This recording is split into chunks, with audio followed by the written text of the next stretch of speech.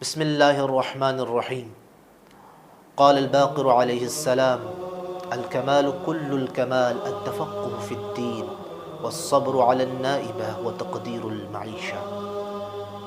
باقر العلوم وہ امام کہ جو علم و حکمت کے بحر بے کراں کا بے تاج بادشاہ ہے، کہ جس کعبہ کے گرد علم و حکمت طواف کرے اسے باقر کہا جاتا ہے۔ وہ امام باقر فرماتے ہیں الکمال کل الکمال، کہ کمال کل کمال یہ ہے، ایسا کمال کہ جس کے بعد کمال ختم ہے۔ کمال کیا ہے؟ کہا تین چیزوں کا نام کمال ہے۔ التفقہ فی الدین، دین میں تفقہ، دین میں سمجھ بوجھ حاصل کرنا، یہ ایسا کمال ہے کہ اس کے بعد پھر انسان کے پاس کوئی کمال کی گنجائش نہیں رہتی۔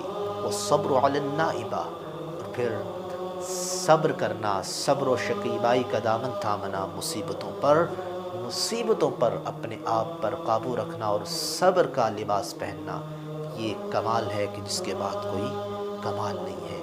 وتقدیر المعیشہ، اور پھر اپنے اہل و عیال کے لیے اپنی معیشت کے بارے میں تقدیر کرنا، تقدیر سازی کرنا، نظام بنانا اور اپنے اہل و عیال کے لیے کمانا، یہ ایسا کمال ہے کہ اس کے بعد کوئی کمال نہیں ہے۔ تو لہٰذا اگر کوئی اس دنیا میں کامل بننا چاہتا ہے، ایسا کامل بننا چاہتا ہے کہ اس کے بعد پھر کمال کی گنجائش نہ رہے، پھر تین کام کرے، دین میں تفقہ کرے اور مصیبتوں پہ صبر کرے اور اہل و عیال کے لیے حلال طریقے سے کمائے۔